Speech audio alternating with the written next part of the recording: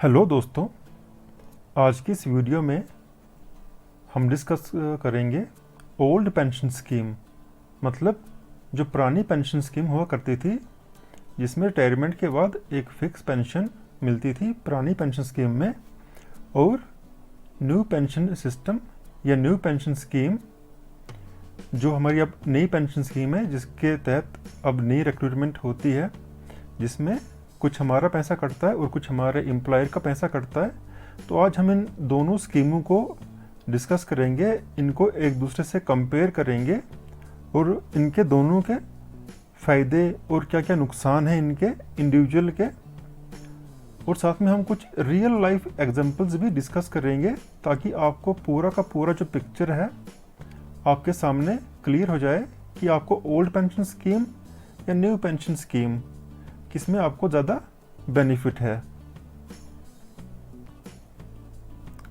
दोस्तों, मेरा नाम है मनीष कुमार कोतवाल और जब मैं 2010 में पंजाब नेशनल बैंक में काम करता था, मेरी उधमपुर ब्रांच थी, तो वहाँ पे क्या था, 30 अप्रैल 2010 से पहले एम्प्लॉइज से ऑप्शंस मांगे गए थे कि उनको ओल्ड पेंशन स्कीम में रहना है या न्यू पेंशन स्कीम में रहना है। तो वहाँ पे हमारे 2 एम्प्लॉइज़ थे जिन्होंने एनपीएस ऑप्ट किया था। तो ज़रूरी नहीं है कि एनपीएस कोई बुरी स्कीम है या अच्छी स्कीम है या ओपीएस कोई बुरी या अच्छी है। ये किसी इंडिविजुअल के पर्सनैलिटी और लाइफस्टाइल पे डिपेंड करता है कि उसके लिए कौन सी स्कीम अच्छी है।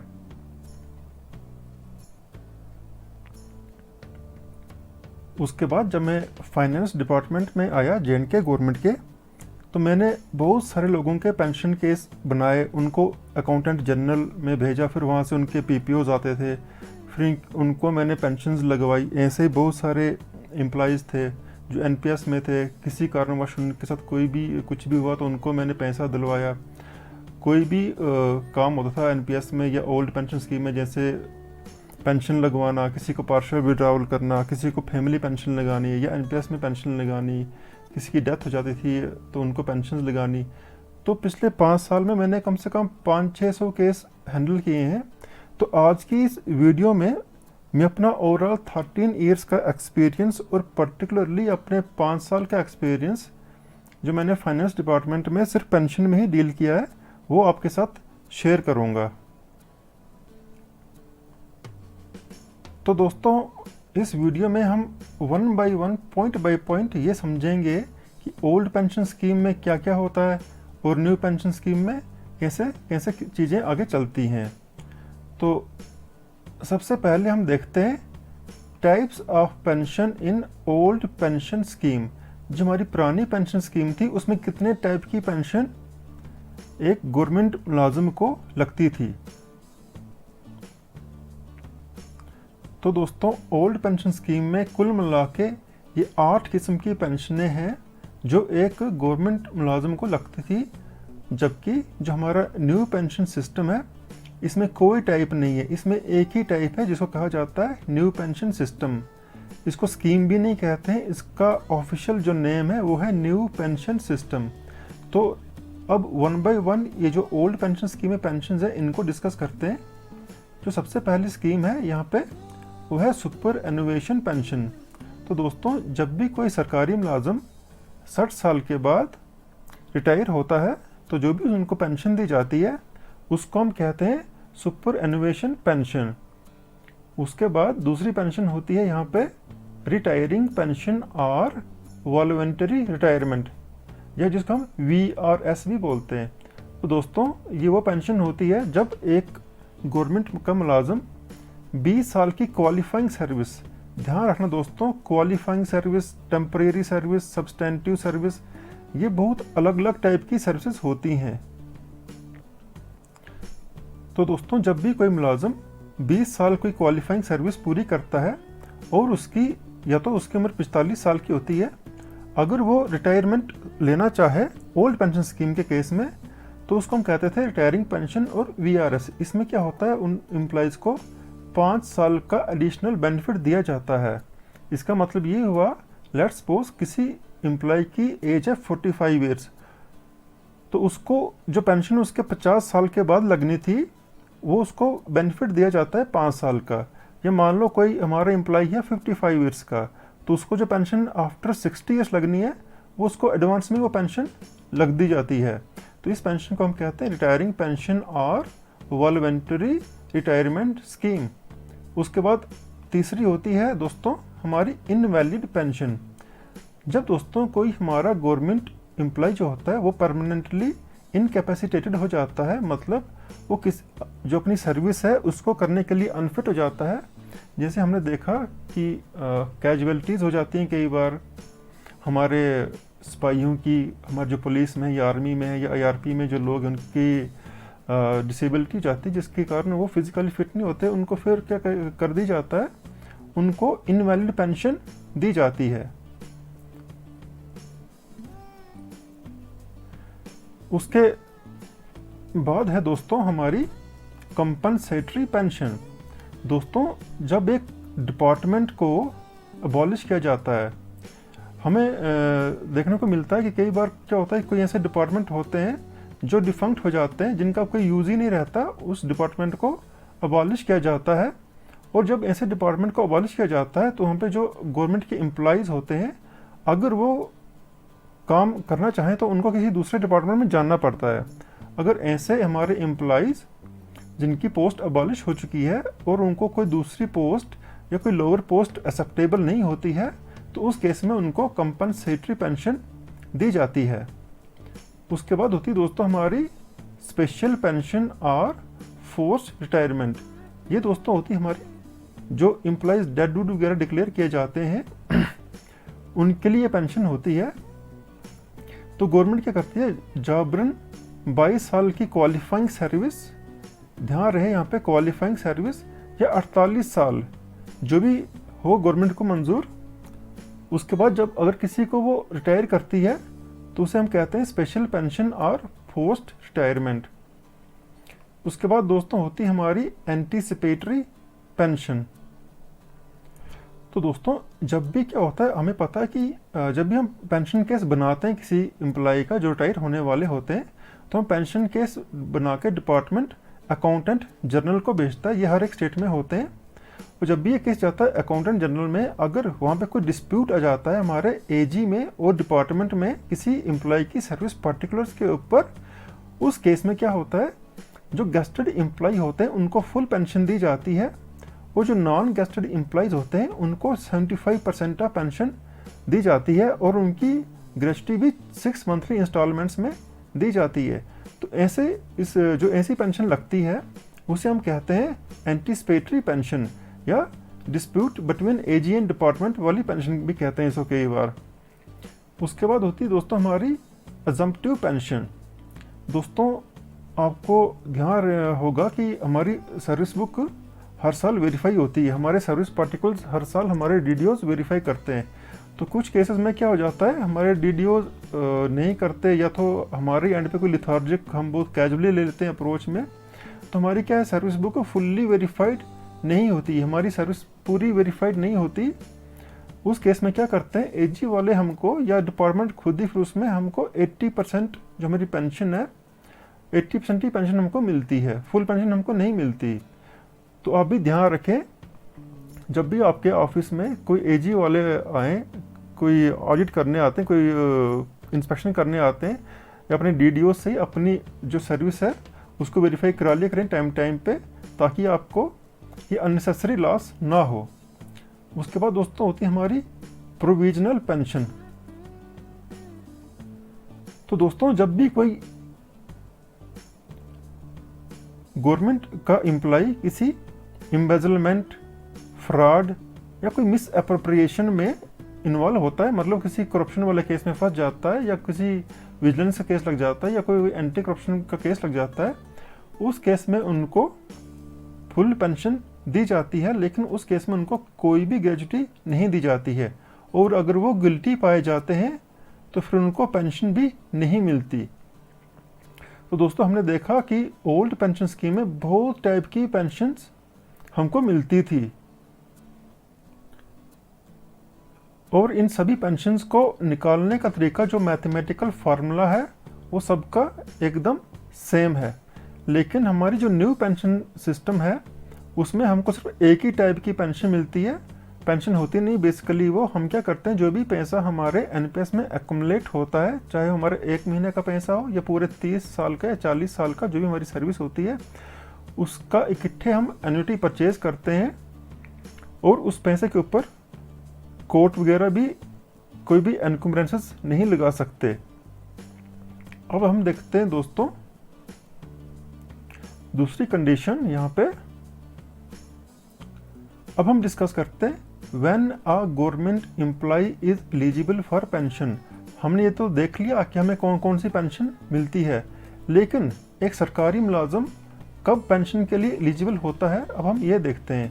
पहले हम देखेंगे ओल्ड पेंशन स्कीम में कब एलिजिबल होता है। तो अगर किसी गवर्नमेंट मुलाजिम की 5 साल से कम सब्सटेंटिव सर्विस, मतलब पक्की सर्विस, सब्सटेंटिव का मतलब होता है पक्की वाली सर्विस, सिंपल भाषा में अगर किसी की सर्विस 5 साल से कम है तो उसको कोई भी मंथली पेंशन नहीं मिलती, लेकिन उसको सर्विस की जो ग्रेच्युटी होती है वो मिल जाती है। साथ में अगर किसी की सर्विस 5 साल से ज़्यादा है लेकिन 10 साल से कम है सब्सटेंटिव वाली सर्विस, तो उसको भी पेंशन नहीं मिलती। इन शॉर्ट दोस्तों, 10 साल तक अगर कोई मुलाजिम सर्विस में है तो उसको ओल्ड पेंशन स्कीम के तहत पेंशन नहीं मिलती। ये एक बहुत बड़ा डिसएडवांटेज है ओल्ड पेंशन स्कीम में। एक मुलाजिम 10 साल तक सर्विस कर रहा है लेकिन उसको पेंशन नहीं मिलती, और सर्विस ही कौन सी, एक तो क्वालिफाइंग सर्विस और सब्सटेंटिव सर्विस, उसको पेंशन नहीं मिलेगी।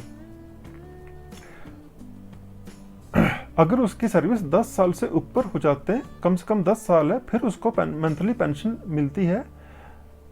और जैसे कि अभी हमने देखा है कि जेएंडके गवर्नमेंट में कोई अगर एम्प्लॉय है तो 20 साल अगर वो सर्विस प्रोवाइड करता है, अपनी 20 ईयर्स सब्सटेंटिव सर्विस प्रोवाइड करता है, फिर उसको फुल पेंशन मिलती है। अगर किसी मुलाजिम की सर्विस 10 साल से लेके 20 साल के बीच है तो उसको रिड्यूस्ड पेंशन दी जाती है, उसको फुल पेंशन नहीं मिलती है। उसको पेंशन निकालने का एक फार्मूला होता है, उसके तहत उसकी पेंशन निकल जाती है। वो हम फार्मूला आगे जाके डिस्कस करेंगे। साथ में दोस्तों, ये तो आगे हमारी सब्सटेंटिव सर्विस की बात। अगर किसी की टेम्परेरी सर्विस है, पक्की सर्विस नहीं है, कच्ची है एक किस्म की, मगर क्या है कंटिन्यूस है, और किसी की 20 साल कंटिन्यूस टेम्परेरी सर्विस है तो उसको भी मंथली पेंशन दी जाएगी। अब दोस्तों हम देखते हैं न्यू पेंशन स्कीम। अब दोस्तों न्यू पेंशन स्कीम में क्या है कि हमें साल से मतलब ही नहीं है किसी का, कितने साल सर्विस की है हमें फ़र्क ही नहीं पड़ता इस न्यू पेंशन स्कीम में, क्योंकि हमारी कंट्रीब्यूशन डे 1 से ही स्टार्ट हो जाती है। और हाइपोथेटिकली हमारी जो पेंशन है डे 1 से ही हमको स्टार्ट हो जाती है। पेंशन का अमाउंट क्या होता है वो ज़रूर मैटर करता है, लेकिन हमको पहले दिन से ही हम पेंशन के लिए एलिजिबल हो जाते हैं, क्योंकि हमें हमारा कुछ ना कुछ पैसा एन्युटी में चला जाएगा और हम उसको परचेज कर लेते हैं किसी कंपनी के थ्रू। हम इसको आगे जाके डिस्कस करेंगे कि कैसे हमको पेंशन मिलती है एनपीएस के थ्रू। उसके बाद दोस्तों, अगर किसी गवर्नमेंट एम्प्लॉय की सर्विस में ही डेथ हो जाती है, उस केस में क्या होगा।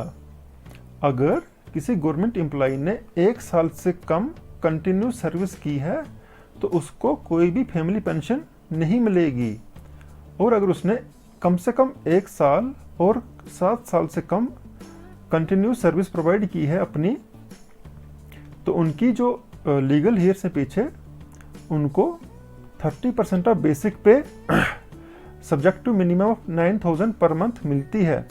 कम से कम उनको 9,000 रुपया मंथली पेंशन मिलेगी। उसके ऊपर जो डीए और मेडिकल है वो अलग से मिलता है, तो ये कम से कम कोई 12,000 के आसपास उनको पेंशन आज की डेट में मिलती है। उसके बाद दोस्तों, अगर किसी ने 7 साल कंटिन्यूस सर्विस प्रोवाइड की है तो उनको 50% ऑफ बेसिक पे लास्ट ड्रॉन मिलती है 10 साल के लिए, और उसके बाद उनको पेंशन रिड्यूस होकर 30% हो जाती है लाइफ टाइम के लिए। तो अगर एनपीएस में किसी एम्प्लॉय की डेथ हो जाती है तो उससे भी कोई फ़र्क नहीं पड़ता, क्योंकि उसमें हमें ऑप्शन होता है कि अगर कॉर्पस अमाउंट हमारा 5 लाख से नीचे है तो पूरा का पूरा अमाउंट विड्रॉ कर सकता है। अगर 5 लाख से 1 रुपया भी ऊपर जाता है फिर हमारा पैसा 20:80 रेशियो में डिवाइड हो जाता है। 20% हम निकाल सकते हैं और 80% से हमको किसी कंपनी के एन्युटी प्लान, कोई पेंशन प्लान लेना होता है, फिर हमको उसी से ही कंटिन्यूस पेंशन मिलती है। अब दोस्तों एक नया टॉपिक है, after the death of government employee who will receive pension. हम देखते हैं कि अगर किसी मुलाजिम की मृत्यु हो जाती है, डेथ हो जाती है, तो उसके बाद पेंशन किसको मिलेगी। तो पहले हम देखते हैं ओल्ड पेंशन स्कीम में। ओल्ड पेंशन स्कीम में जो सबसे पहला हक होता है वो होता है उसकी स्पाउस का, उसके मियाँ या बीवी का। तो उसको कब तक पेंशन मिलेगी, जब तक उनकी जो स्पाउस है उनकी डेथ नहीं हो जाती या रीमैरिज जो भी पहले होगा उस तक उनको 30% ऑफ बेसिक पे या 50% ऑफ बेसिक पे जो भी है अकॉर्डिंगली उनको पेंशन दी जाएगी। अगर उनका बेटा है तो उसकी 25 साल की उम्र या जब उनकी नौकरी लगती है या उनकी डेथ जो भी पहले आएगा तब तक उनको पेंशन, फैमिली पेंशन मिलेगी। यहाँ पे ध्यान रखना, फैमिली पेंशन एक अलग चीज़ होती है, वो कम मिलती है हमेशा। फिर उनकी अगर बेटी है तो उसकी शादी या उसकी नौकरी लगने तक या उसकी डेथ जो भी पहले आएगा, इसमें एज का क्राइटेरिया नहीं होता। बेटे वाले केस में 25 ईयर्स है, लेकिन बेटी वाले केस में खाली मैरिज, एम्प्लॉयमेंट और डेथ वाला क्राइटेरिया जो भी पहले आएगा तब तक उसको पेंशन मिलेगी। उसके बाद अगर उनकी बेटी विडोड है या डाइवोर्स हो जाता है उनकी बेटी का, तो उस केस में भी उनकी रीमैरिज, एम्प्लॉयमेंट और डेथ जो भी पहले आएगा तब तक उनको फैमिली पेंशन दी जाएगी। उसके बाद अगर किसी हमारे गवर्नमेंट एम्प्लॉय की अनमैरिड सिस्टर है, बहन है उनकी जिसकी शादी नहीं हुई है, तो उनकी 25 साल तक की उम्र या एम्प्लॉयमेंट या डेथ जो भी पहले आएगा तब तक उनको पेंशन, फैमिली पेंशन दी जाएगी। सिमिलरली अगर उनका कोई अनमैरिड ब्रदर है तो उनकी भी 25 साल की उम्र या उनकी एम्प्लॉयमेंट या डेथ जो भी पहले आएगा तब तक उनको फैमिली पेंशन दी जाएगी। उसके बाद अगर उनके फादर हैं तो उनकी डेथ या एम्प्लॉयमेंट जो भी पहले है तब तक उनको फैमिली पेंशन दी जाएगी। उसके बाद उनकी अगर माता है तो माता के केस में उनकी डेथ या एम्प्लॉयमेंट या रीमैरिज होती उनकी माता की, तो उनको तब तक पेंशन दी जाती है। इसके अलावा दोस्तों अगर क्या है, जैसे हमने देखा यहाँ पे कुछ उन्होंने एज डिफाइन की है, सन के केस में इन्हें 25 साल डालें, अनमैरिड सिस्टर 25 साल डालें और अनमैरिड ब्रदर में 25 साल डालें। लेकिन अगर गवर्नमेंट एम्प्लॉय क्या करते हैं अगर ये कोई अपना डिसेबिलिटी है, इनको कोई परमानेंट डिसेबिलिटी है और ये इनकैपेसिटेटेड हैं अपनी लिवलीहुड अर्न करने के लिए, और ये कोई डॉक्टर से सर्टिफिकेट लेके दे देते हैं ट्रेजरी में और एजी में, तो फिर इनके नाम पे आजीवन पूरे लाइफ टाइम इनको पेंशन मिल सकती है। और इसमें लेट्स सपोज किसी की डेथ होती है तो सबको पेंशन नहीं लगती है, किसी एक बंदे को जो भी वो सिलेक्ट करते हैं फैमिली में उसी को ही पेंशन लगती है। और मैक्सिमम अगर किसी की शादी हुई होती है उन सबसे पहले उसकी स्पाउस को ही पेंशन मिलती है। अगर किसी की शादी नहीं हुई है तो अपने फादर या मदर को या अनमैरिड सिस्टर, अनमैरिड ब्रदर को पेंशन लगा सकता है। इस केस में दोस्तों अगर सपोज करते हैं हम मियाँ बीवी हैं, दोनों की डेथ हो जाती है तो पीछे उनका एक ही बेटा रहता है, तो फिर दोनों की पेंशन उनके बेटे को लग जाती है। फिर बेटे को दोनों ही पेंशनें मिलेंगी, अपनी मम्मा की भी और अपने पापा की भी। और अगर वो चाहें तो एक पेंशन बेटे को और एक पेंशन अगर उनकी दूसरी बेटी उसको लगा सकते हैं, या फिर अपने किसी मम्मा या पापा को वो पेंशन लगा सकते हैं।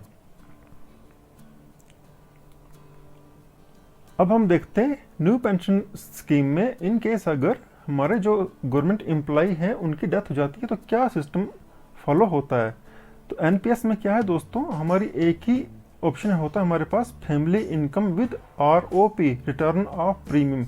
यही ऑप्शन हमको एनपीएस एन्युटी में मिलता है। तो यहाँ पे जो है, यहाँ पे एक गवर्नमेंट एम्प्लॉय नहीं कहा जाता, उनको सब्सक्राइबर कहा जाता है।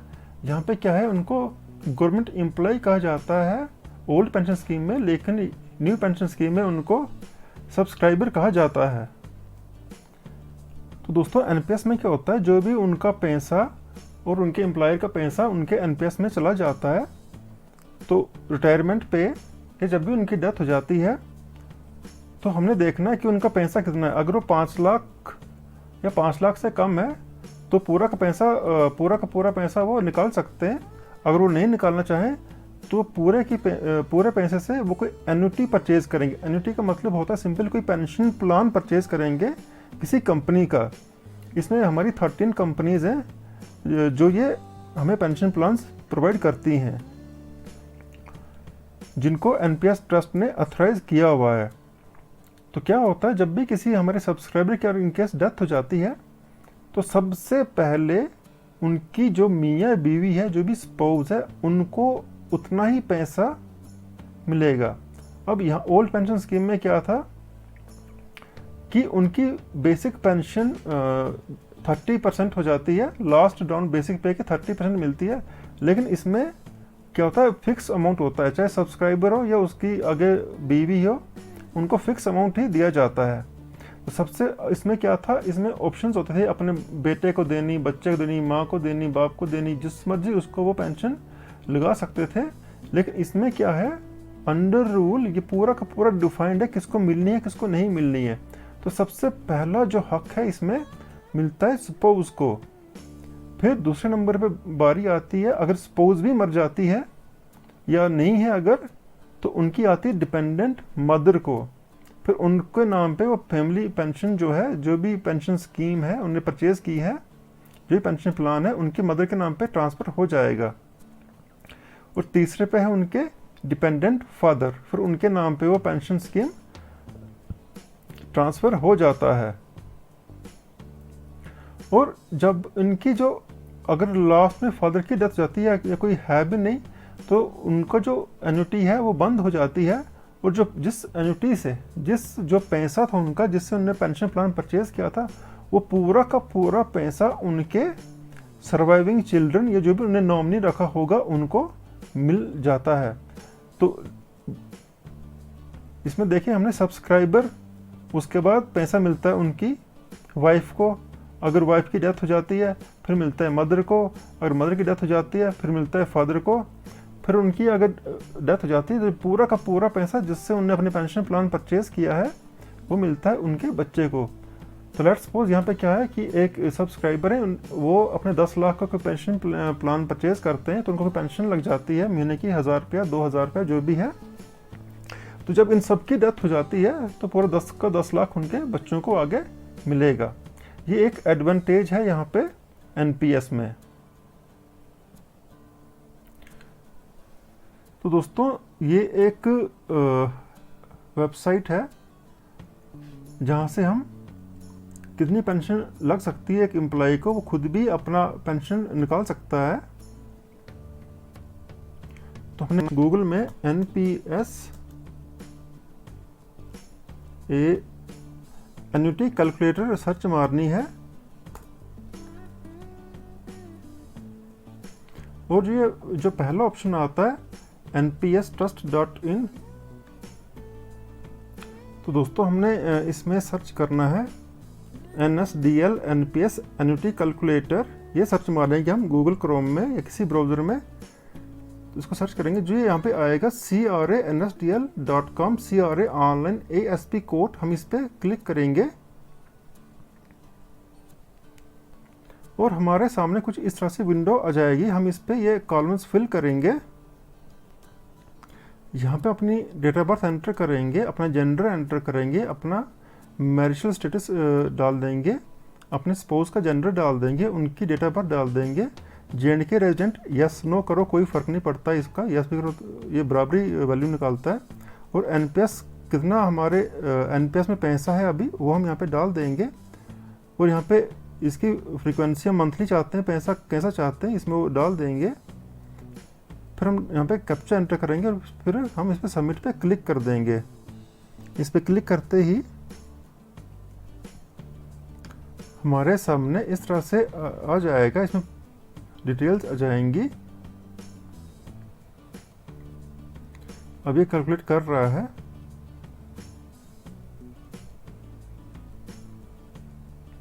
तो एनपीएस जो फैमिली इनकम है, जो ये वाला ऑप्शन है, यही एप्लीकेबल है। जो भी अमाउंट इस वाले कॉलम में आएगा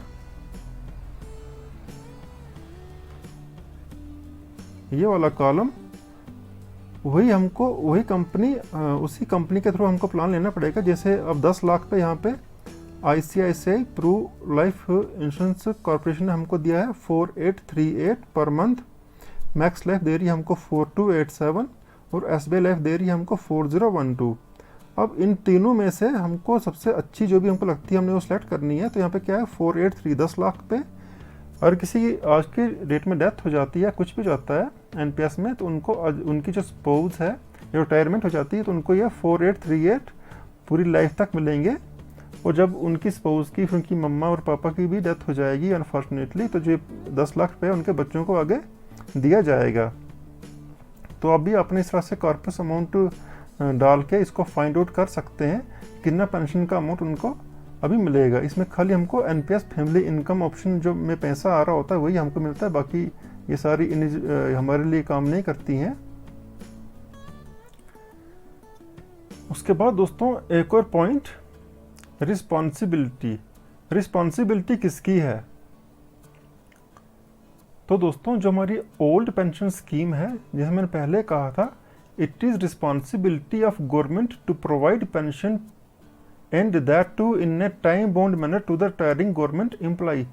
इसमें ये गवर्नमेंट की ही रिस्पॉन्सिबिलिटी होती है एक आदमी को पेंशन लगाना। इसके लिए एक सर्कुलर इशू हो जाते हैं हर साल, speedy disposal of pension cases करके। इसमें क्या होता है कि हर एक पेंशनर का सर्विस बुक वेरीफाई कराना, उसको 6 महीने पहले ही उसकी सर्विस बुक AG दफ्तर में पहुंचाना, और पहले ही पेंशन लगने से पहले ही उसके सर्विस बुक, उसका पेंशन केस ट्रेजरीज में दफ्तर में आ जाता है। ये सारा का सारा हेडेक जो है वो गवर्नमेंट का है। गवर्नमेंट का मतलब जो वहाँ पे एम्प्लॉइज़ है उनकी ये रिस्पॉन्सिबिलिटी होती है किसी बंदे को पेंशन लगाना। और खाली यही नहीं है, गवर्नमेंट जो रिटायरमेंट है उसके बाद भी बहुत सारी केयर करती है। जैसे आपने देखा होगा कि हमारे पेंशन मेले लगते हैं बहुत बार, उसमें क्या होता है कि कोई अगर लेफ्ट आउट बेनिफिशरीज हैं, कोई बेनिफिट रह जाता है तो उसमें उनको सॉर्ट आउट किया जाता है। फिर क्या इसमें PPO जो है वो AG ऑफिस से एक पूरा रिकॉर्ड दिया जाता है। वो एम्प्लॉय को क्या मिलता है 50% ऑफ बेसिक पे मिलता है उसको, जो उसने लास्ट बेसिक पे होती है उसका मिलेगा उसको 50%, वो आदि हो जाती है। उसके ऊपर उसको DA दिया जाता है और उसको जो मेडिकल है उसको दिया जाता है। तो ये पूरा का पूरा रिस्पॉन्सिबिलिटी पेंशन लगाने का गवर्नमेंट को है। अब पूरा तो नहीं बोल सकते क्योंकि थोड़ा सा एम्प्लॉय भी खुद भी थोड़ा काम करेगा, लेकिन ये गवर्नमेंट की ही रिस्पॉन्सिबिलिटी होती है एक एम्प्लॉय को पेंशन लगवाना। अब हम बात करते हैं न्यू पेंशन सिस्टम में गवर्नमेंट की क्या रिस्पॉन्सिबिलिटी है। तो इसमें जो एक रिस्पॉन्सिबिलिटी है गवर्नमेंट की, और वो है अपना जो कंट्रीब्यूशन है, शेयर जो अभी 14% हो चुका है, वो कंट्रीब्यूट करना। इसके अलावा गवर्नमेंट की कोई भी रिस्पॉन्सिबिलिटी इसमें नहीं है, जो मैंने आज तक फील किया है। गवर्नमेंट क्या करती है, हर महीने अपनी कंट्रीब्यूशन जो भी पहले आपको पता है 10% था, 14% हो गया है, वो कंट्रीब्यूट करती है। फिर उसके बाद क्या होता है, ये जो पैसा होता है हमारा, ये चला जाता है NPS ट्रस्ट में। तो NPS ट्रस्ट का क्या, जब पैसा उसमें चला जाता है तो उनका एक ही मकसद होता है, give maximum return to government employee on the amount kept in Tier 1। जो भी पैसा होता है NPS ट्रस्ट अपनी तरफ से पूरी कोशिश करता है कि गवर्नमेंट एम्प्लॉय को सबसे ऑप्टिमम रिटर्न देने का। लेकिन इसमें क्या होता है, जब किसी की डेथ हो जाती है एम्प्लॉय की, तो क्या करता है हमारा NPS trust, in case of death जो पैसा होता है अगर 5 लाख से कम है तो पूरा का पैसा अगर गवर्नमेंट एम्प्लॉय की रिक्वेस्ट पे, गवर्नमेंट एम्प्लॉय तो नहीं है, जो उसके नॉमिनी है उनके रिक्वेस्ट पे पूरा का पूरा पैसा नॉमिनी के अकाउंट में डाल देता है। और अगर उनकी रिटायरमेंट हो गई है या डेथ हो गई है और पेंशन उनके फैमिली को लगानी है, तो उस केस में क्या करता है, जो गवर्नमेंट एम्प्लॉय होता है या उसके जो नॉमिनी होते हैं, वो जो अभी मैंने आपको बताया कि वो 13 डिफरेंट कंपनीज में देखते हैं, जाते हैं, पूछते हैं उनको कि भाई कौन सी कंपनी में मुझे ज़्यादा बेनिफिट होगा। जैसे हमने अभी यहाँ पे ये डिस्कस किया था कि कौन सी कंपनी उनको अच्छे से अच्छा रिटर्न दे रही है। खाली ये रिटर्न ही नहीं देखेगा एम्प्लॉय, ये देखेगा मुझे किस में ज़्यादा सहूलियत है इसमें। ये नहीं कि एक कंपनी में अच्छा टर्न दे रहे लेकिन उनकी आगे जाके फ्यूचर में प्रॉब्लम आएगी या कुछ उनकी फॉर्मेलिटीज़ लंबी चौड़ी होंगी, बहुत कुछ सोच समझ के वो गवर्नमेंट एम्प्लॉय इन 13 कंपनीज में से किसी एक कंपनी को चूज़ करेगा, फिर वो उस कंपनी को चूज़ करके दे देगा, अपनी ट्रेजरी में जाके सबमिट करेगा कि मुझे इस कंपनी में पैसा इन्वेस्ट करना है, उसका पेंशन प्लान परचेज करना है। फिर एनपीएस ट्रस्ट क्या करता है, एनपीएस ट्रस्ट वो पैसा उस कंपनी में ट्रांसफ़र कर देता है। एनपीएस ट्रस्ट की बस इतनी रिस्पॉन्सिबिलिटी है, मैक्सिमम रिटर्न देना और पैसे को रेस्पेक्टिव अकाउंट में या रेस्पेक्टिव कंपनी में ट्रांसफ़र करना। उसके बाद क्या होता है कि जैसे हम एलआईसी पॉलिसी करते हैं, वैसे यहाँ पे भी पॉलिसी बॉन्ड्स इशू किए जाते हैं रिटायरी को। वो बॉन्ड्स कुछ इस तरह से होते हैं, ये मैंने एक एग्जांपल है, ये पूरे के पूरे बॉन्ड उनको दिए जाते हैं, फिर उनको साइन करके बहुत थोड़ी सी फॉर्मेलिटी होती है, पूरी करनी पड़ती है। और जो हमारा ओल्ड पेंशन स्कीम होती है, इसमें क्या होता है 6 महीने के बाद एक गवर्नमेंट एम्प्लॉय को अपना लाइफ सर्टिफिकेट बैंक में जाके सबमिट करना पड़ता है या ट्रेजरी में आके सबमिट करना पड़ता है। और न्यू पेंशन सिस्टम में उनको 3 साल के बाद ऑनलाइन अपना जीवन प्रमाण देना होता है अपने आधार कार्ड के थ्रू। इसके अलावा अगर किसी एम्प्लॉय का एनपीएस टियर 1 में पैसा है तो 40% जो उसकी वेल्थ होती है वो निकाल सकते हैं। उसके ऊपर भी आजकल आपने देखा कि टैक्सेशन भी लगा रही है सरकार, और जो रेस्ट 60% होता है उसकी वो एन्युटी परचेज कर सकता है। तो आप यहाँ पे क्लियर कट सा हमको एक पिक्चर नज़र आती है कि ओल्ड पेंशन स्कीम में मैक्सिमम से मैक्सिमम रिस्पॉन्सिबिलिटी गवर्नमेंट की है, लेकिन एनपीएस में खैर कानून तो गवर्नमेंट ने बनाया, लेकिन गवर्नमेंट का जो ऑनली रिस्पॉन्सिबिलिटी वो सिर्फ शेयर करने में है, बाकी थोड़ी सी रिस्पॉन्सिबिलिटी एनपीएस ट्रस्ट की और मैक्सिमम से मैक्सिमम रिस्पॉन्सिबिलिटी वहाँ पे एम्प्लॉय की अपनी है।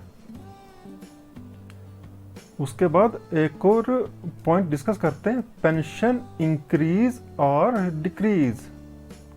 तो दोस्तों ओल्ड पेंशन स्कीम में क्या होता है, फिक्स्ड मंथली या फैमिली पेंशन एक बार फिक्स हो जाती है। उसके बाद क्या होता है, हमें पता है कि डीए हमेशा 6 महीने के बाद रिवाइज हो रहा होता है। अब डीए रिवाइज हो रहा है तो हमको पता है कि हमारी बेसिक पेंशन के ऊपर भी डीए दिया जाता है, तो एम्प्लॉय का भी पेंशन बढ़ता रहता है, महंगाई के हिसाब से उसकी पेंशन भी बढ़ती रहती है। और यही नहीं, हर 10 साल के बाद हमें पता है कि पे कमीशन हमारी कंट्री में लगता ही लगता है। तो जैसे ही 10 साल हो जाते हैं, उस एम्प्लॉय की जो मंथली पेंशन है वो भी रिवाइज हो जाती है, और इन केस वो फैमिली पेंशन ले रहा है कोई, उसकी फैमिली पेंशन भी बहुत अच्छा अमाउंट इस पर इंक्रीज हो जाता है। तो हमने देखा उसकी पेंशन जब भी डीए इंक्रीज होता है तब भी इंक्रीज होती है पेंशन, और जब भी पे कमीशन लगता है तब भी पेंशन इंक्रीज होती है। उसके अलावा दोस्तों एडिशनल पेंशन दी जाती है। वो कब दी जाती है, अगर कोई पेंशनर हमारा 80 ईयर्स ऑफ एज क्वालिफाई कर लेता है, उसको पास कर लेता है, हो जाता है 80 साल का, तो उनको 20% ऑफ बेसिक पेंशन एक्स्ट्रा दी जाती है एडिशनल पेंशन के रूप में। और अगर वो 85 के हो जाते हैं फिर 30%, 90 की उम्र क्रॉस करते हैं तो 40%, 95 क्रॉस करते हैं तो 50%, और अगर वो 100 क्रॉस कर जाते हैं तो उनको 100% मिले। जो उनकी पेंशन हो रही होती है, जो साथ साथ में इंक्रीज हो रही होती है हर कमीशन के तहत, उनको एडिशनल पेंशन डबल हो जाती है। बहुत इसमें इंक्रीज भी है पेंशन का, ये नहीं कि पेंशन फिक्स रहती है। और यहाँ पे हम देखते हैं न्यू पेंशन स्कीम में ऐसा कोई भी सिस्टम नहीं है पेंशन को इंक्रीज डिक्रीज करने का।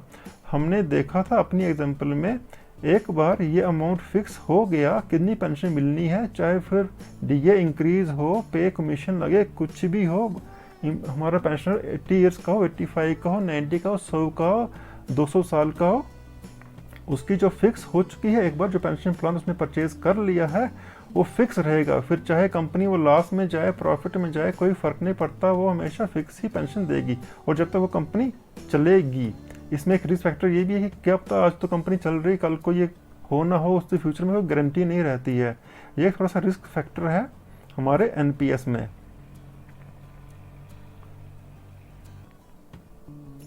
अब दोस्तों हम एक रियल लाइफ एग्जांपल डिस्कस करते हैं। यहाँ पे क्या था, एक बहुत ही ट्रेजेडी हुई थी। एक हस्बैंड और एक वाइफ दोनों गवर्नमेंट एम्प्लॉय थे और दोनों की एक कार एक्सीडेंट में डेथ हो चुकी थी सेम जगह पे सेम डेट को।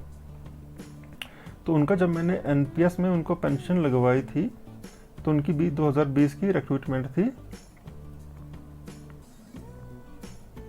और उनका एक्सीडेंट 2022 में हुआ था। तो पहला जो फाइनेंशियल ईयर था उनका 2020-21, उसमें उनकी ये कंट्रीब्यूशन थी। उनको जो इंटरेस्ट मिला था वो ये मिला था और उनकी वैल्यू पैसे की ये थी। सिमिलरली 21-22 में उनके पैसे की वैल्यू ये वाली अमाउंट थी 143,619.82। साथ में उनको जब भी हम एनपीएस में अपना खोलते हैं दोस्तों, तो अभी अपना एनपीएस का कई बार स्टेटमेंट चेक करना, हमको उसमें अपनी रिटर्न्स फॉर फाइनेंशियल ईयर और रिटर्न ऑन इन्वेस्टमेंट आप ज़रूर चेक करना। जैसे एक ये रियल लाइफ एग्जांपल है।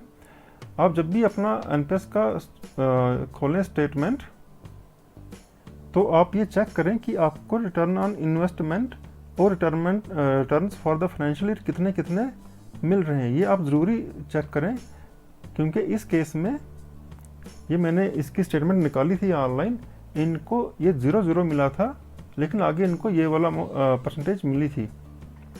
तो इसको साइड पे रखते हैं। इसमें जब इनका मैंने पेंशन अमाउंट कैलकुलेट किया था तो इस केस में ये आ रहे थे इनको 678 रुपीज़।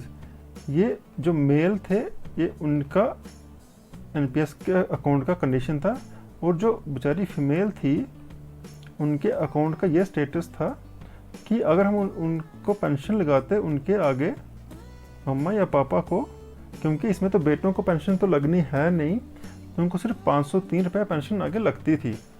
तो यहाँ पे देखिए कितना बहुत बड़ा एक लॉस हो रहा है एक फैमिली को। अगर ये दोनों मियाँ बीवी ओल्ड पेंशन स्कीम में होते और जो मेल हैं अगर अपने बेटे को पेंशन लगाते तो कम से कम उसको 9,000 रुपया पेंशन महीना में पड़नी थी, और डीए और मेडिकल मिला के कम से कम 12,000 रुपये पेंशन उनके बेटे को लगनी थी। और इनके बेटे और बेटी हैं, तो मम्मा भी अगर इनकी पेंशन लगाती तो बेटी को कम से कम 12,000 और बेटे को 12,000 रुपये पेंशन मिलनी थी। लेकिन इस केस में इनको कंपेरेटिवली कुछ भी पेंशन नहीं है। अगर इसमें तो इनने फिर पूरा का पूरा पैसा ही विड्रॉ कर लिया था, क्योंकि ये 678 रुपीज़ इनके मम्मी को लग रही थी। तो फिर उनने भी मना कर दिया था कि ये हमने क्यों लगानी है इतनी पेंशन, ये ऐसे ही फजूल है, ये उन्हें नहीं लगाई थी। तो इसमें बहुत बड़ा लॉस है दोस्तों। आप देखिए मतलब बहुत ज़्यादा इसमें एम्प्लॉय को लॉस होता है ऐसी एग्जांपल में। अब हम एक और एग्जांपल लेते हैं। ये भी एक रियल लाइफ एग्जांपल है। इनकी डेट ऑफ बर्थ थी 131979, इनकी डेट ऑफ ज्वाइनिंग थी 26/6/2013 और इनकी डेथ हुई थी 9/8/2020 को। ये इनकी हर साल की कंट्रीब्यूशन है। ये एक लेवल 5 के एम्प्लॉय थे। तो इस केस में क्या था दोस्तों, हमने यहाँ पे देखा इनका जो टोटल विड्रॉल है 1,14,450 रुपये है, और टोटल 6,08,808 रुपये इन्हें निकाले हैं। इसमें से जो 6,08,808 का 20/80 का रेशो बना था, तो 20% पैसा इनको इनके खाते में चला गया था, और 486.358 की इनको पेंशन प्लान परचेज करना पड़ा था। तो इनकी जो अभी मिसेज है उनको पर मंथ जो पेंशन लग रही है वो मिल रही इनको 2,353 रुपये। लेकिन अगर ये एम्प्लॉय ओल्ड पेंशन स्कीम में होता तो अभी इनकी पेंशन कम से कम 13,000 के आसपास होती। और ये एक रियल लाइफ एग्जांपल में आपके साथ डिस्कस कर रहा हूँ। तो इसमें देखिए इनको भी कितना ज़्यादा लॉस हो रहा है। तो इनका भी यहाँ पे देखिए कितना कितना इनको रिटर्न ऑन इन्वेस्टमेंट कितना कितना मिला है। बहुत ही वेरिएबल इंटरेस्ट हमको अपने एनपीएस में मिलता है। किसी साल इनको 15.24 है, 14-15 में 15 साल में इनको 7.97 है, फिर 16-17 में इनको 13.247 है, फिर 5, फिर 8, फिर 6, फिर 14, फिर 8। आप यही देखिए इनको 15.24 है यहाँ पे। यही एग्जांपल यहाँ पे मैं आपके साथ डिस्कस कर रहा हूँ। 15-24, फिर इनको 2020 में 9.92, 14.81, 9.92, 14.81, ये देखो ये वाला इंटरेस्ट यहाँ पे। तो ये मीन्स बहुत ही डिसहार्टनिंग कंडीशन है। मैंने जब इनको पेंशन केस लगा रहा था तो बहुत ही ज़्यादा दुख के साथ इनका केस प्रोसेस किया था मैंने। तो कभी कभी बहुत दुख भी होता है ऐसे पेंशन केसेस को डील करने में। अब दोस्तों हम एक हाइपोथेटिकल एग्जांपल लेते हैं। मान लेते हैं कि एक एम्प्लॉय की डेट ऑफ बर्थ 23/10/86 है, उन्हें ज्वाइन किया है 1/1/10 को, और इनकी डेट ऑफ रिटायरमेंट है 31/10/2046। और जो मैंने जो पूरी एग्जांपल बना रखी है दोस्तों, मैंने 2010 से लेके पूरा का पूरा इंटरेस्ट और सब कुछ मिला के बना रखा है। यहाँ पे देखिए, इनको अगर 10 में इनकी अपॉइंटमेंट होती है, 2017 में हमारा पे ग्रेड चेंज हुए थे, फिर 19 में इनको एक टाइम बाउंड लगा हुआ है, फिर 2027 में फिर से इनको एक पे रिविजन हुई है, 2028 में फिर से इनको टाइम बाउंड मिला, प्रमोशन हुई है, फिर 2037 में फिर से इनको पे रिविजन और टाइम बाउंड लगा हुआ है। तो जब मैंने ये कैलकुलेशन पूरी की तो ये वाली फिगर यहाँ पे आई। तो दोस्तों यहाँ पे देखिए, इनकी 37 ईयर्स के बाद इनकी जो बेसिक पेंशन बनेगी वो बनेगी 41,800 रुपया, मतलब 83,600 रुपये इनकी बेसिक है। इसका आधा 41,800 डीएनएस अलाउंस, इसमें हमने एक एवरेज ली हुई है। मैंने 96 से आगे डीए की एवरेज निकाली थी, वो आ रही थी हमारी 53%, और जो मैंने एवरेज रिटर्न रखी है वो रखी है मैंने 4%। तो यहाँ पे अगर हम उस टाइम की हाइपोथेटिकली मान लेते हैं कि 2044 में इनकी बेसिक पे अगर 83,600 हो जाती है, तो इनको बेसिक पेंशन बनेगी 41,800, डीए मिलेगी इनको 22,154, 53% के हिसाब से। मेडिकल अलाउंस जैसे जेएंडके गवर्नमेंट 300 मिलता है, सेंट्रल में 1000 मिलता है, जो भी पेंशन बनेगी इनकी वो बनेगी 64,254। ये पक्की पेंशन इनकी उस टाइम बननी है किसी भी कंडीशन में, इससे ऊपरी होगी, इससे नीचे नहीं होगी। तो अगर इनकी इनकेस डेथ हो जाती है उस टाइम पे, तो इनको जो फैमिली पेंशन है वो भी इनकी 19,486 रुपये इनको मिलनी है। तो यहाँ पे देखते हैं इनका जो पूरे इतने सालों तक जो पैसा इनके एनपीएस में एक्युमुलेट हुआ है वो हो जाता है, उसका फिगर 1,43,12,435 रुपये। और अगर इसके ऊपर हमने मान लिया है कि एवरेज 4% का रिटर्न है, और जब हम मान लेते हैं कि जब ये पेंशन प्लान परचेज कर रहे हो उस टाइम पे रेट ऑफ इंटरेस्ट हो 4%, तो इनकी पेंशन बनेगी 47,708 रुपीज़।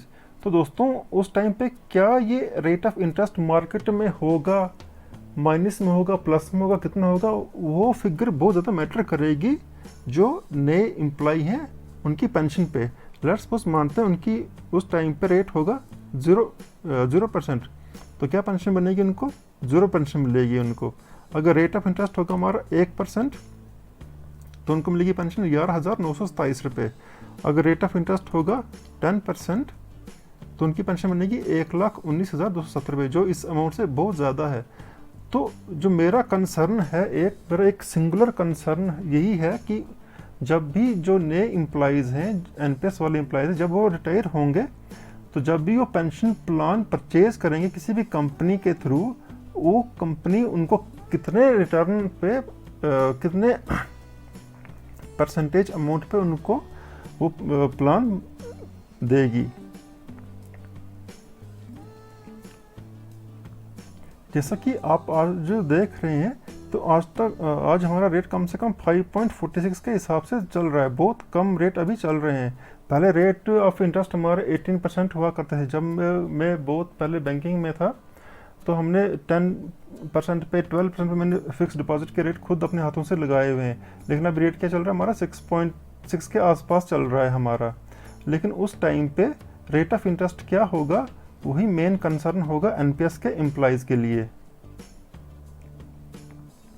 ये एक और बिल्कुल रियल लाइफ हाइपोथेटिकल एग्जांपल है। लेट्स सपोज एक एम्प्लॉय 2010 में लेवल 5 के एम्प्लॉय हैं, वो भर्ती हो जाते हैं, उनकी बेसिक पे 8,000 है और ऐसे इंक्रीज होती है उनकी, 2017 में पे लेवल बनता है, उनकी बेसिक पे बन जाती है 37,000। टोटल ईयर सर्विस करते हैं ये 8 साल।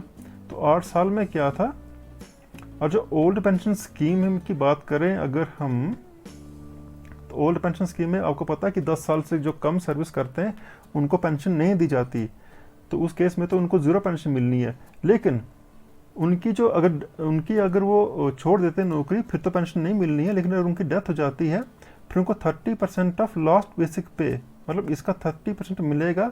और उस केस में 2018 में उनकी बेसिक पे बन जाएगी, पूरी पेंशन बन जाएगी 17,283 रुपये। और हमको पता है 2018 में हमारे इंटरेस्ट रेट चल रहे थे 7% के हिसाब से, और एवरेज रिटर्न भी हम ऊपर डाल देते हैं 9%, तब भी हमारी उस टाइम पे अगर ये अपने कॉर्पस अमाउंट की बात करते हैं वो बन जाना था 8,27,000, क्योंकि हमने यहाँ पे एवरेज रिटर्न भी 9% डाल दिया है, डी डाल दिया 53% एवरेज डाल दिया है, तब भी इनको 6,209 रुपया ही पेंशन लगनी थी। इस केस में भी हम देखें तो इनको एनपीएस में लॉस हो रहा है। अब दोस्तों एक और एग्जांपल डिस्कस करते हैं। लेट्स सपोज आज इस साल 2022 में कोई लेवल 5 में एंट्री मारता है कोई हमारा गवर्नमेंट एम्प्लॉई, तो क्या होता है 2032 तक वो सर्विस करते हैं, तो क्या उनको मिलेगा। तो हमें पता है अभी हमारा एवरेज रिटर्न क्या चल रहा है, 6 के आसपास चल रहा है।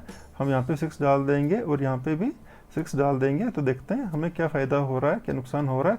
तो ओल्ड पेंशन स्कीम के तहत अगर ये 10 साल पूरी सर्विस करते हैं तो इनकी जो पेंशन बनती है वो बनती है 15,000, और एनपीएस में वही इनको पेंशन बन रही है 11,665 रुपये, जो कि बहुत ज़्यादा कम है। और अगर इनकेस फैमिली पेंशन की बात करते हैं तो यहाँ पे फैमिली पेंशन बन रही है इनकी 4,741 रुपये। लेकिन हमें पता है कि एनपीएस में एक एडवांटेज है कि इसमें फैमिली पेंशन का कंसेप्ट नहीं है। जो एन्युटी परचेज होगी उसका अमाउंट सब्सक्राइबर के लिए, उसके बाद उनकी डेथ हो जाती है उनकी वाइफ के लिए, उनके बाद उनके पेरेंट्स के लिए अमाउंट सेम टू सेम रहेगा।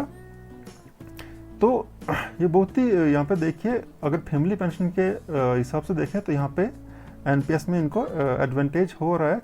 तो दोस्तों ये डिपेंड करता है कि किसकी कैसी रिक्वायरमेंट्स हैं, उसके हिसाब से इस पे एनपीएस और ओपीएस डिपेंड करता है।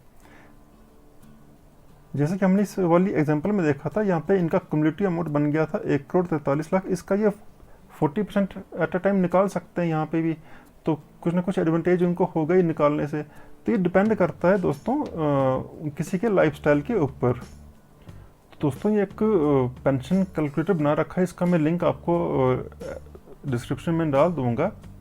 हमने यहाँ पे सिर्फ ये येलो कॉलम्स फिल करने हैं, हमने यहाँ पे डालने 6 मंथली पीरियड कितने कितने होते हैं। अगर हमारी सर्विस यहाँ पे डालते हम 40 डालेंगे, तो मतलब हमारी सर्विस क्या 20 साल हो चुकी है, तो हमको क्या मिलेगी, हमारी बेसिक पे का आधी पेंशन हमको मिल जाएगी। लेकिन अगर हम अपनी सर्विस डालते हैं 35 हाफ ईयर्स, मतलब हमारी सर्विस हुई है 17.5 ईयर्स, तो ये जो कैलकुलेटर है वो अकॉर्डिंगली हमारी पेंशन यहाँ पे निकाल देगा। ऐसे हम यहाँ पे डाल देते हैं 20, मतलब हमारी 10 साल सर्विस हुई है, हमें कितनी पेंशन मिलेगी 12,500 in case of old pension system.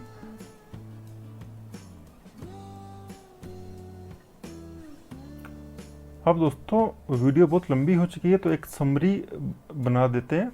Summary में थोड़ा सा डिस्कस कर लेते हैं पॉइंट वाइज कि किसको कितने पॉइंट्स आते हैं। तो सी नंबर 1 यहाँ पे क्या है, ओल्ड पेंशन स्कीम में क्या है कि guaranteed fixed pension after defined years of service. हमको पता है कि 10 साल के बाद अगर सर्विस होती है किसी एम्प्लॉय की 20 साल के बाद, तो उसको एक डिफाइंड पेंशन मिलती है। लेकिन एनपीएस में क्या है कि उसको एन्युटी परचेज करनी पड़ती है किसी इंश्योरेंस कंपनी से, इसलिए इसको यहाँ पे 0 पॉइंट, उसको यहाँ पे 1 पॉइंट में दे दूंगा। दूसरा पॉइंट है यहाँ पे गवर्नमेंट रिस्पॉन्सिबल होती है पेंशन देने के लिए, और एनपीएस में ऐसा कोई रिस्पॉन्सिबिलिटी नहीं गवर्नमेंट का, अकॉर्डिंगली इनको 1 और 0 पॉइंट दिया जाता है। ओल्ड पेंशन स्कीम में दोस्तों क्या कि not beneficial in case of frictional jobs. अब क्या दोस्तों कुछ लोग होते हैं, कभी वो एक जॉब करते हैं, फिर वहाँ से वो छोड़ के किसी दूसरी जॉब में चले जाते हैं, फिर तीसरी जॉब करते हैं। तो क्या होता है कि ओल्ड पेंशन स्कीम में उनको फिर वो पेंशन के बेनिफिट्स नहीं मिलते थे। मान लो एम्प्लॉई आज एक स्टेट गवर्नमेंट में है, कल को उसकी रिक्रूटमेंट किसी अच्छी जगह पे किसी दूसरी स्टेट गवर्नमेंट में हो जाती है, या सेंटर में होती है, या रेलवेज में जो हो जाती है, या किसी कॉरपोरेशन में होती है, या किसी बैंक में होती है, या कहीं भी होती है, तो ओल्ड पेंशन स्कीम में उसको कोई भी बेनिफिट नहीं होती। लेकिन क्या है कि न्यू पेंशन स्कीम में क्योंकि हर एम्प्लॉयर उनको कंट्रीब्यूशन हो रही है, तो उनकी कंट्रीब्यूशन हर जगह से हो रही है, तो उसको उनको फ्रिक्शनल जॉब्स में एनपीएस बहुत ज़्यादा बेनिफिट हो सकती है। ओपीएस में क्या है दोस्तों, हम अपनी तरफ से कोई भी कंट्रीब्यूशन अपनी पेंशन में नहीं कर सकते, लेकिन एनपीएस में हम अपनी जो पेंशन अमाउंट है, जो टीयर 1 है, टीयर 2 है, हम उसमें खुद कंट्रीब्यूट कर सकते हैं। एक तो हमारी मैंडेटरी कंट्रीब्यूशन होती है जो हम 10% करते हैं, लेकिन अगर हम चाहें तो हमने पूरी की पूरी सैलरी को हम अपने एनपीएस अकाउंट में डाल सकते हैं।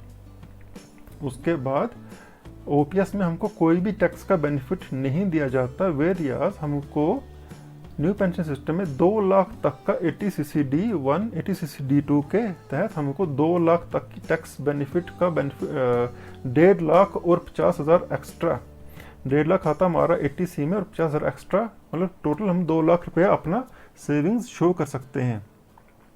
ओपीएस में क्या है, ये मार्केट से इसका कोई लेन देन नहीं है, लेकिन एनपीएस क्या है, प्योरली मार्केट ओरिएंटेड है। इसका फ़ायदा भी है और नुकसान भी। अगर मार्केट अच्छी चल रही तो अच्छा रिटर्न मिलेगा, नहीं चल रहा तो गंदा रिटर्न मिलेगा।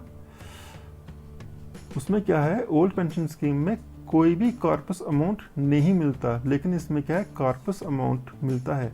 जैसे मैंने एक एग्जांपल डिस्कस की थी ये वाली, इसमें क्या था कि कॉर्पस अमाउंट 1,43,00,000 हो जाएगा, तो इनको ये पूरा का पूरा, पहले तो इनको मतलब लेट्स सपोज अगर यहाँ पे रेट ऑफ रिटर्न 4% ही है, इनको तो कम पेंशन लगनी है, लेकिन जो कॉर्पस अमाउंट है ये पूरा का पूरा उनके बच्चों को मिलना आगे जाके। ये एक बहुत बड़ा बेनिफिट है हमारी एनपीएस वाली स्कीम में। उसके बाद जो एनपीएस का अमाउंट है ये सब्जेक्ट टू टैक्स भी होता है, सरकार इस पर टैक्स लगा रही है। तो इसमें ओपीएस में टैक्स तो खैर देना पड़ता है, लेकिन जो एट अ टाइम विड्रॉल होता है उस पर भी गवर्नमेंट टैक्स लगाती है, लेकिन इसमें कोई ऐसा कंसेप्ट नहीं है हमारे ओपीएस पे। फिर एनपीएस में pension amount depends on interest rate at the time of retirement. बिल्कुल सही बात है, हमारा जो पेंशन अमाउंट है वो डिपेंड करता है कि उस टाइम पर रेट ऑफ इंटरेस्ट क्या चल रहे होते हैं मार्केट पे। तो ओपीएस में ऐसा कोई फंडा नहीं है। उसके बाद यहाँ पे क्या है, reduced family pension. Family pension एकदम रिड्यूस हो जाती है, जो एक पेंशनर को मिल रही होती है उसका बेसिक पे का 30% हो जाता है। लेकिन यहाँ पे फिक्स्ड पेंशन होती है सबके लिए, रिटायरी के लिए, उसकी स्पाउस के लिए और उसके पेरेंट्स के लिए एक फिक्स पेंशन अमाउंट फिक्स होता है। और साथ में जो पैसे से, जिस पैसे से वो पेंशन प्लान परचेज करते हैं, वो पूरा का पूरा पैसा उनके बच्चों को दिया जाता है। ये एक बहुत ही ज़्यादा बेनिफिट है एनपीएस में। उसके बाद क्या, dearness allowance is given on basic pension. यहाँ पे डीए दिया जाता है, लेकिन एनपीएस में कोई डीए नहीं है। उसके बाद मेडिकल अलाउंस भी दिया जाता है, इसमें कोई भी मेडिकल अलाउंस नहीं है। उसके बाद यहाँ पे बेसिक पेंशन इंक्रीज होती है हर साल, हर 10 साल के बाद, क्योंकि पे कमीशन लग जाता है। लेकिन यहाँ पे ऐसा कोई भी प्रोविजन नहीं है। यहाँ पे एडिशनल पेंशन लगती है 80, 85, 90, 95, 100 साल के बाद, लेकिन यहाँ पे कोई भी एडिशनल पेंशन नहीं लगती है। ये कुछ ऐसे फैक्टर हैं जो एनपीएस को बहुत ही गंदा और ख़राब बना देते हैं। उसके बाद यहाँ पे क्या है, no pension before defined year of service, कि अगर किसी एम्प्लॉई ने 1 ही साल काम किया, 2 साल काम किया, 5 साल काम किया है, उसको पेंशन नहीं लगती। लेकिन एनपीएस में क्या है, डे 1 से ही पेंशन के हकदार इंसान हो जाता है, क्योंकि कुछ ना कुछ कंट्रीब्यूशन उसकी 1 दिन की भी बन जाती है। हाइपोथेटिकली बात हो रही है यहाँ पे। उसके बाद क्या है, एक और नुकसान है एनपीएस में कि reduction of monthly credit salary. अब हमें पता है कि हमारी सैलरी का 10% बेसिक और डीए का कट रहा है, तो उतनी कम सैलरी हमारे खाते में आ रही है। और हमारे जो दूसरे काउंटर पार्ट्स हैं, तो जो दूसरे एम्प्लॉयज़ जो हमारे साथ हैं, या 2 एम्प्लॉइज़ हैं, एक ओपीएस में एक एनपीएस में, तो ओपीएस वाले को सैलरी क्या है ज़्यादा उसके खाते में जा रही है, लेकिन एनपीएस वाले के खाते में कम सैलरी जा रही है क्योंकि उसकी कंट्रीब्यूशन हो रही है। बेशक वहाँ से गवर्नमेंट भी 14% कंट्रीब्यूशन कर रही है। अच्छा, और उसके बाद एक जेके यूटी वालों के लिए कि वो ओपीएस वाले जीपीएफ में कंट्रीब्यूट कर सकते हैं, लेकिन जेके यूटी वाले जीपीएफ अकाउंट नहीं खोल सकते। उसके बाद एक और ब्यूटीफुल कंसेप्ट है हमारे एनपीएस का, ये अपने कंट्रीब्यूशन का 25% अमाउंट निकाल सकते हैं, लेकिन ओपीएस में ऐसा अकोमोलेशन होता ही नहीं, तो पैसा कहाँ से निकालेंगे। तो ओवरऑल हमारे ओपीएस को मिलते हैं यहाँ पे 11 पॉइंट्स 18 में से, और हमारे एनपीएस को मिलते हैं 7 पॉइंट्स। तो दोस्तों आपने देखा कि पूरा का पूरा मैंने डिस्कस किया है कि किसमें क्या एडवांटेज है, किसका क्या फ़ायदा है, किसका क्या नुकसान है। तो ये एक आदमी के लाइफस्टाइल के ऊपर डिपेंड करेगा कि वो ओपीएस में जाना चाहेगा कि न्यू पेंशन सिस्टम में रहना चाहेगा। इसके अलावा दोस्तों अगर आपका कोई भी क्वेरी होगा एनपीएस के रिलेटेड या ओपीएस के रिलेटेड, तो आप कमेंट्स बॉक्स में मेंशन कर देना। मैं अपनी तरफ से पूरी कोशिश करूंगा आपके सारे डाउट्स को क्लियर करने की। तो दोस्तों आप जहां भी रहें मस्त रहें, खुश रहें। आप जिस भी ऑफिस में हैं, जो भी आप काम कर रहे हैं, ईमानदारी, निष्पक्षता और भेदभाव के बिना काम करें।